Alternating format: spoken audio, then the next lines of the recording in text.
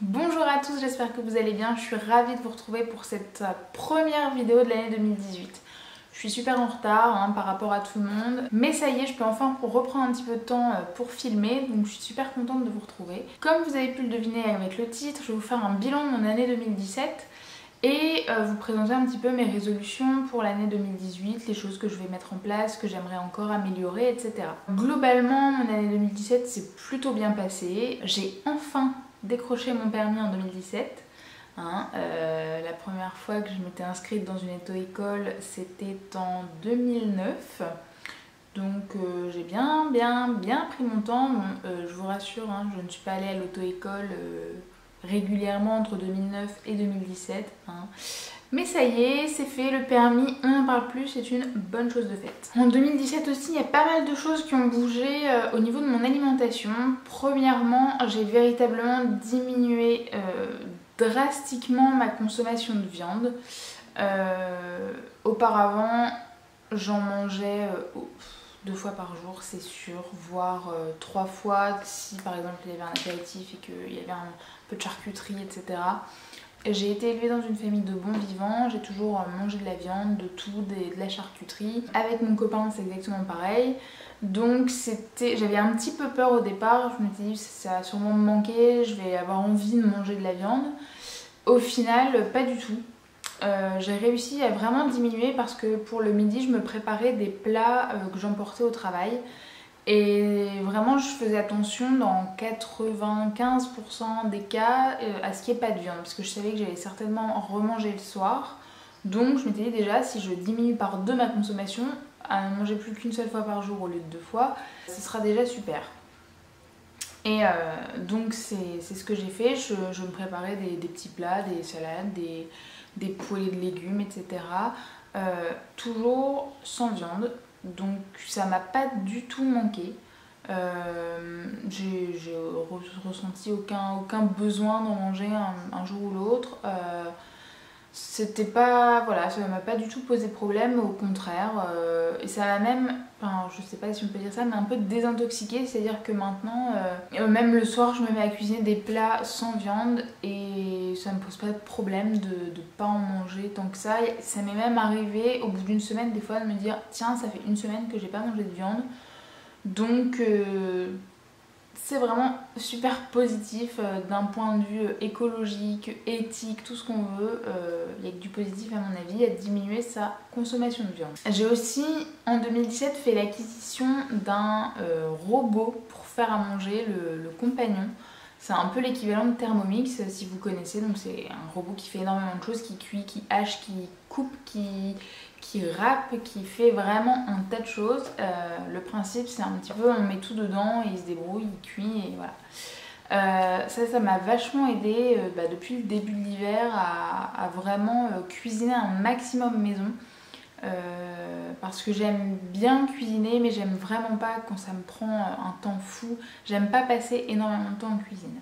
Donc avec l'avantage avec ce robot, c'est vraiment que comme j'achète des légumes bio, je les brosse afin de les débarrasser de toute la terre, etc. Je ne les épluche même pas, je mets tout dans le robot, je rajoute de l'eau, un peu d'épices, d'aromates et j'appuie sur un bouton et 40 minutes plus tard ma soupe est prête à déguster et pendant ce temps là j'ai pu préparer autre chose à côté, travailler sur autre chose, etc.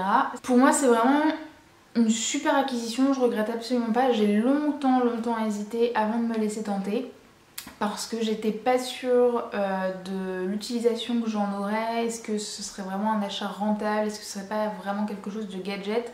Et aujourd'hui je peux dire que non, pas du tout, au contraire.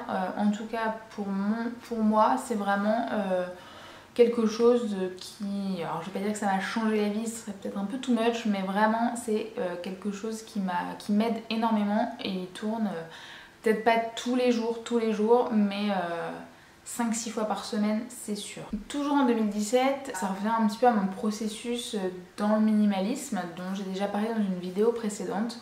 Je me suis rendu compte que j'avais beaucoup de choses, notamment de vêtements, même si j'en avais déjà trié et retrié. Je peux m'habiller différemment tous les jours pendant une semaine et demie voire 2 semaines sans être obligée de laver quoi que ce soit. Donc j'estime que c'est quand même pas mal de vêtements et j'ai décidé de vraiment faire très attention à ce que je consommais, à ce que j'achetais. Je prends l'exemple des vêtements, mais c'était aussi tout ce qui était cosmétique, maquillage, soins, etc. C'est des choses que j'ai tendance à accumuler, à acheter parce que ça me tente, à accumuler.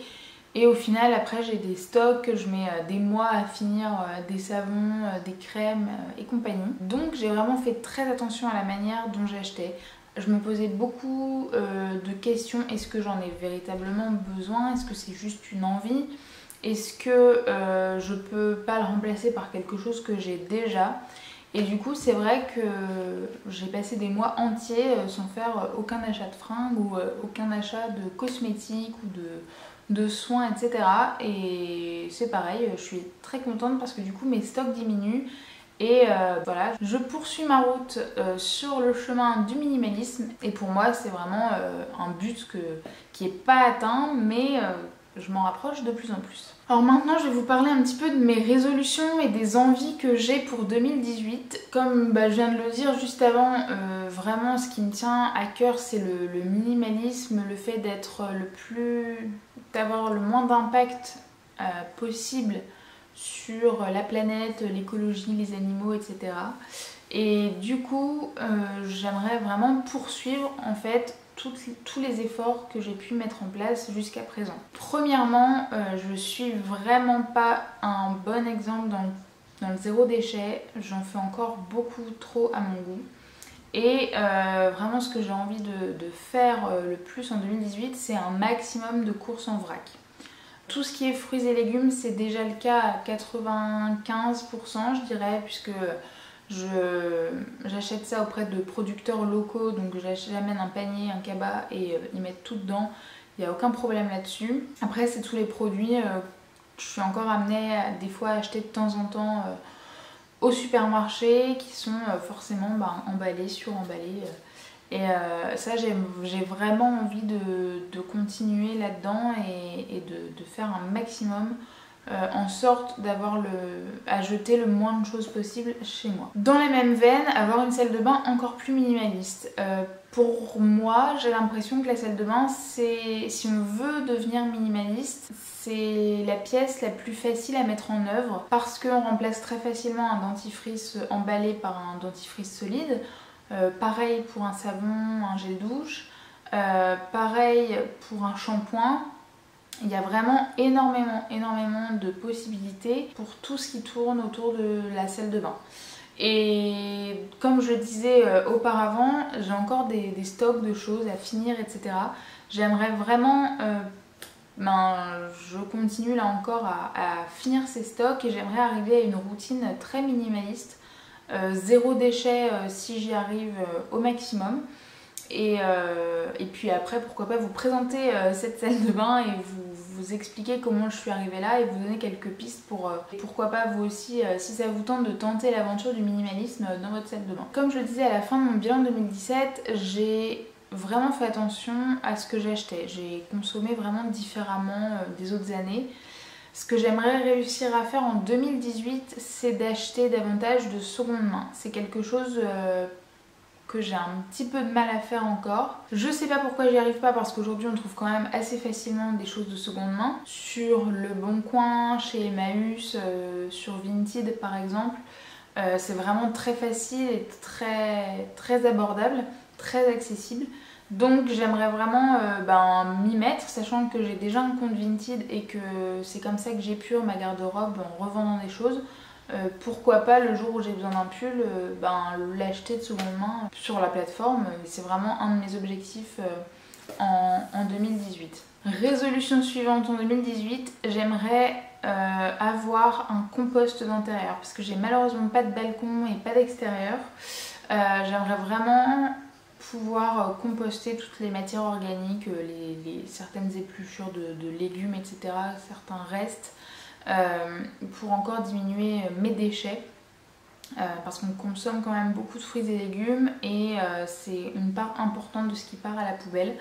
Donc j'ai vraiment envie de mettre en place un compost en 2018. Je regarde déjà depuis quelques temps entre les lombricomposteurs, donc c'est-à-dire les composts où dedans vous avez des petits vers qui mangent et qui mangent voilà, vos déchets et qui permettent de transformer ça en compost, hein, comme son nom l'indique, ou un compost tout simple où dedans on rajoute il me semble que c'est un liquide, un activateur de compost, donc ça apporte tout ce qu'il faut pour que les matières organiques se transforment d'elles-mêmes en compost. Il y a des avantages et des inconvénients sur les deux méthodes.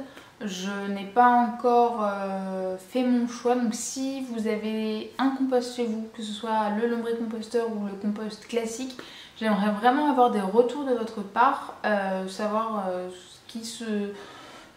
lequel selon vous est le plus simple, le plus pratique, le plus facile d'accès. Comme ça va sûrement m'aider à faire mon choix. Alors en 2018, j'aimerais aussi continuer à avancer un petit peu dans mes projets. J'ai un blog que j'ai un petit peu délaissé ces derniers temps et j'aimerais bien voilà, remettre régulièrement à jour, poster des nouveaux articles, etc. Voilà, développer cette chaîne que même voilà, on est encore une très petite communauté, mais on est déjà une centaine et pour moi c'est juste dingue en quelques vidéos de réussir à avoir 100 personnes qui se sont abonnées à ma chaîne. D'ailleurs je vous remercie énormément tous pour ça parce que ça me touche beaucoup.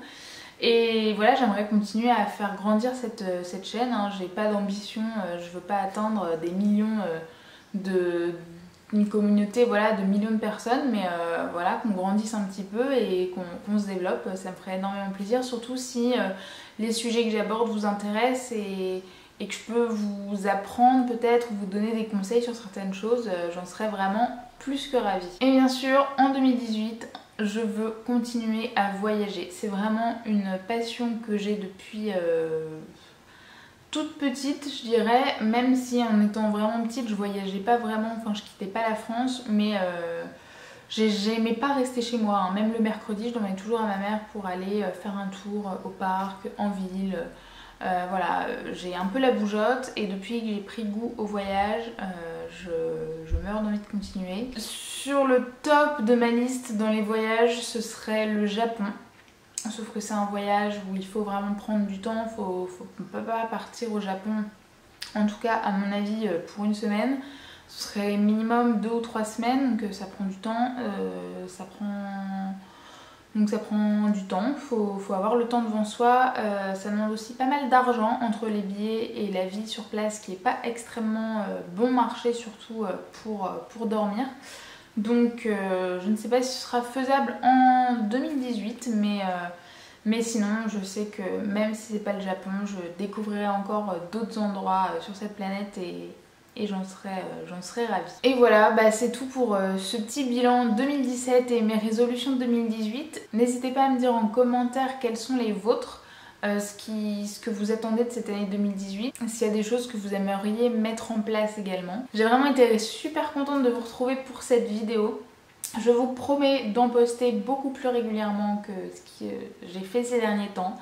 Je vais essayer de me tenir à une par semaine, c'est quelque chose de faisable à mon avis, donc je vais continuer là-dessus. J'ai vu que ma vidéo sur le minimalisme vous avait vraiment plu et j'ai eu beaucoup de questions, de retours, etc. Je vais essayer de continuer, alors entre autres, hein, mais dans la mesure où c'est un sujet qui me tient à cœur, de vous trouver quelques thèmes toujours autour du minimalisme pour voilà, vous donner des petites pistes et comment vous présenter un petit peu comment moi j'ai pu arriver dans ce cheminement et comment j'y progresse, parce que comme je le disais, le but n'est pas encore atteint, mais du tout. Et voilà, j'espère que cette vidéo vous aura plu. N'hésitez pas à me le dire en commentaire, n'hésitez pas à vous abonner, à la liker, ça me ferait vraiment super plaisir. Et c'est aussi grâce à vos actions comme ça que la chaîne aura l'opportunité de se développer. Donc merci infiniment pour ça. Et je vous dis à très bientôt dans une prochaine vidéo.